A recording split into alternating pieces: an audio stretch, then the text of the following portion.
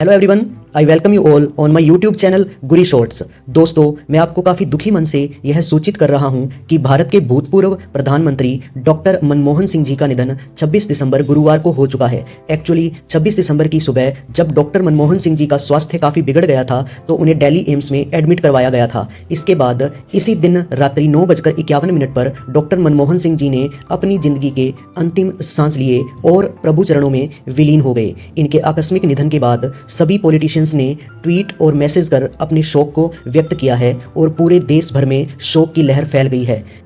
India के former prime minister PV Narasimha Rao की cabinet में फाइनेंस मिनिस्टर रहे मनमोहन सिंह जी आगे चलकर देश के 13वें प्रधानमंत्री बने। डॉक्टर मनमोहन सिंह उन चुनिंदा पॉलिटिशियंस में से एक हैं जिनकी एकदम साफ छवि होने के कारण विपक्षी भी उनकी काफ़ी रिस्पेक्ट करते थे। लेकिन ऐसा क्यों, जानेंगे आज की वीडियो में विस्तार से, और साथ ही यह भी जानेंगे कि मनमोहन सिंह जी की कंप्लीट बायोग्राफी क्या है, किस तरह से वे एक साधारण से परिवार से निकलकर भारत के पीएम तक के बड़े पद तक पहुंचे। भारत के 13वें प्रधानमंत्री डॉक्टर मनमोहन सिंह जी का जन्म 26 सितंबर 1932 को गुलाम भारत के पंजाब के चकवाल डिस्ट्रिक्ट के गेह नामक गांव में हुआ था, जो कि रिसेंटली पाकिस्तान के हिस्से में आता है। डॉक्टर मनमोहन सिंह जी के पिता का नाम गुरमुख सिंह व इनकी माता का नाम अमृत कौर था, लेकिन टीन एज में ही इन्होंने अपने पेरेंट्स को खो दिया था, जिस वजह से इनकी देखरेख, इनका पालन पोषण इनकी दादी माँ की संरक्षण में हुआ। मनमोहन सिंह जी बचपन से ही तेज तर्रार दिमाग वाले थे। वे हमेशा क्लास में टॉपर रहा करते थे। जब आज़ादी के समय पार्टीशन हुआ तो उनका परिवार पाकिस्तान से अमृतसर शिफ्ट हो गया। यहाँ आकर उन्होंने अमृतसर के हिंदू कॉलेज में एडमिशन लिया। उसके बाद होशियारपुर में पंजाब यूनिवर्सिटी में इन्होंने दाखिला लिया। यहाँ पर उन्होंने बैचलर की डिग्री पूरी की व इकोनॉमिक्स में मास्टर्स की डिग्री भी प्राप्त की। आगे की स्टडी करने के लिए मनमोहन सिंह यूके चले गए, जहां उन्होंने कैम्ब्रिज यूनिवर्सिटी के सेंट जॉन कॉलेज में एडमिशन लिया, जहां वे जॉन रॉबिन्सन व निकोलस कैल्डोर जैसे ब्रिलियंट टीचर्स व इकोनॉमिस्ट की गाइडेंस में पढ़ने लगे। इसके अलावा उन्होंने ऑक्सफोर्ड यूनिवर्सिटी के नफेल कॉलेज से डॉक्टरेट ऑफ फिलोसॉफी की पढ़ाई भी पूरी की। यूके से इकोनॉमिक्स में भरपूर नॉलेज लेकर डॉक्टर मनमोहन सिंह वापस भारत लौटे। जब वे भारत आए तो उन्होंने पंजाब यूनिवर्सिटी में इकोनॉमिक्स के सीनियर लेक्चरर के रूप में 2 वर्ष तक कार्य किया, और उसके बाद इसी यूनिवर्सिटी में उन्होंने प्रोफेसर के तौर पर 2 वर्ष तक कार्य भी किया। और उसके बाद उन्होंने यूनाइटेड नेशंस के लिए काम करने का सोचा। यूनाइटेड नेशंस वर्ल्ड ट्रेड को प्रमोट करने का काम करती है। 3 साल तक यूनाइटेड नेशंस के लिए काम करने के बाद वे वापस इंडिया आए। जैसे ही वे इंडिया आए, उन्हें मिनिस्ट्री ऑफ फॉरेन ट्रेड के एडवाइजर के रूप में अपॉइंट किया गया। फिर 1972 में उन्होंने मिनिस्ट्री ऑफ फाइनेंस के चीफ एग्जीक्यूटिव एडवाइजर के रूप में काम किया। कुछ ही समय बाद उनके टैलेंट के दम पर उन्हें फाइनेंस मिनिस्ट्री का सेक्रेटरी बना दिया गया। फिर 1982 में डॉक्टर मनमोहन सिंह को आरबीआई का गवर्नर बना दिया, जो कि एक बहुत बड़ी जिम्मेदारी थी, क्योंकि आरबीआई का गवर्नर ही इकोनॉमिकली स्टेबल मॉनिटरिंग के लिए रिस्पॉन्सिबल होता है। करीब 2.5 साल तक वे आरबीआई गवर्नर के रूप में कार्य करते रहे व 1985 में उन्हें प्लानिंग कमीशन का डेप्यूटी चेयरमैन बना दिया गया। वे 1987 तक इस पद पर रहे। फिर जब विश्वनाथ प्रताप सिंह भारत के पीएम बने, तब मनमोहन सिंह जी को इकोनॉमिक्स के क्षेत्र में पीएम का सलाहकार बनाया गया। इस तरह वे पॉलिटिक्स में भी एंटर हो गए, और यह चीज तब पब्लिक हुई जब 1991 में भारत के तत्कालीन प्रधानमंत्री पीवी नरसिम्हा राव ने मनमोहन सिंह जी को अपनी कैबिनेट का हिस्सा बनाकर फाइनेंस मिनिस्टर बनाया। इस तरह सरकारी कैबिनेट में उन्हें जगह मिली।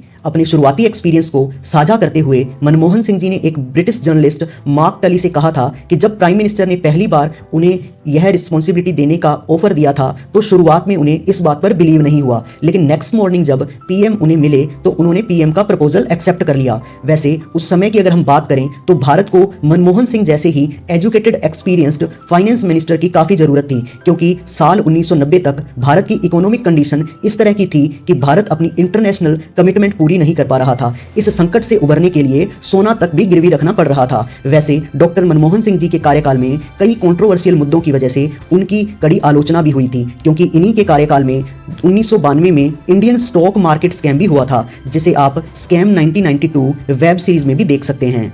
लेकिन इसी समय डॉक्टर मनमोहन सिंह जी ने भारत के आर्थिक सुधारों के लिए व्यापक नीतियां बनाने में एक महत्वपूर्ण रोल अदा किया। इसी वजह से उन्हें पूरे देश भर में काफ़ी सराहना मिली और इन्होंने भारत की गिरी पड़ी आर्थिक स्थिति को ऊपर उठा दिया। डॉक्टर मनमोहन सिंह जी के इंडियन इकोनॉमी में इस तरह कंट्रीब्यूशन का जिक्र करते हुए भारतीय पॉलिटिशियन पी चिदम्बरम ने उनकी तुलना चाइनीज पॉलिटिशियन डेंग जियोपिंग से की थी, जिन्होंने चाइनीज इकोनॉमिक रिफॉर्म में वैसा ही काम किया था जो भारत के लिए मनमोहन सिंह जी ने किया था। इसके बाद साल 2004 में लोकसभा इलेक्शंस के लिए मनमोहन सिंह को कांग्रेस के पीएम उम्मीदवार के रूप में नियुक्त किया गया। जनता ने उन्हें खूब समर्थन दिया। वह 22 मई 2004 को मनमोहन सिंह ने भारत के 13वें प्रधानमंत्री के रूप में शपथ ली। सरकार बनते ही सबसे पहले उन्होंने हेल्थ केयर पर काम किया। वह हेल्थ मिनिस्ट्री ने अप्रैल 2005 में नेशनल हेल्थ कमीशन लॉन्च किया, जिसका उद्देश्य रूरल एरियाज की हेल्थ नीड्स को फुलफिल करना था। हेल्थ के अलावा इन्होंने एजुकेशन पर भी फोकस किया। वह साल 2006 में इनकी सरकार ने एम्स, आईआईटी और आईआईएम के 27% सीट्स को रिजर्व करने के प्रपोजल को इंप्लीमेंट कर दिया। साथ ही आंध्र प्रदेश, बिहार, गुजरात, उड़ीसा, पंजाब, मध्य प्रदेश, राजस्थान और हिमाचल प्रदेश में 8 आईआईटीज बनवाए। इसी साल उन्होंने मनरेगा शुरू किया, जिसका उद्देश्य था कि सरकार लोगों को उनके गांव के पास रोजगार दिलवाएगी। इस प्रोग्राम में औरतों को भी प्राथमिकता दी गई। रोजगार न दिलाने पर अफसरों पर कार्यवाही का प्रावधान भी था। हालांकि बाद में इसमें भी भ्रष्टाचार हुआ, लेकिन यह एक्ट काफी शानदार था। पीएम मोदी ने भी इस एक्ट को समाप्त नहीं किया। फिर साल 2009 में उनकी मिनिस्ट्री ने आरटीई एक्ट को इंप्लीमेंट किया, जिसमें 6 से 14 वर्ष के बच्चों को निःशुल्क व अनिवार्य शिक्षा का प्रावधान था। वह साथ में ही बच्चों के मिड डे मील में भी काफी सुधार किया गया। इस एक्ट को इंप्लीमेंट करने के लिए सर्व शिक्षा अभियान को प्रोत्साहित किया गया। सर्व शिक्षा अभियान की नींव माननीय अटल बिहारी वाजपेयी जी ने ही रखी थी। इसके बाद 28 जनवरी 2009 को इंडियन सिटीजन के लिए unique identification authority of India की व्यवस्था की गई। यही अथॉरिटी आपके 12 डिजिट यूनिक आइडेंटिटी नंबर वाले आधार कार्ड को ऑथोराइज करती है। इसके बाद साल 2014 में हुए लोकसभा चुनाव में कांग्रेस पार्टी को हराते हुए बीजेपी व उसके गठबंधन ने जीत दर्ज की, जिसकी वजह से डॉक्टर मनमोहन सिंह को पीएम पद छोड़ना पड़ा। उन्होंने इसके बाद पीएम नरेंद्र मोदी के शपथ समारोह में भी हिस्सा लिया। इस प्रकार doctor Manmohan Singh politically inactive हो गए। मनमोहन सिंह को कई अवार्ड्स भी मिले हैं, जिसमें भारत का दूसरा सर्वोच्च नागरिक सम्मान पुरस्कार पद्म विभूषण व सऊदी अरेबिया के द्वारा उन्हें ऑर्डर ऑफ किंग अब्दुल अजीज पुरस्कार मिला। इन सब के अलावा जापान के द्वारा उन्हें order of the Polonia flower award दिया गया।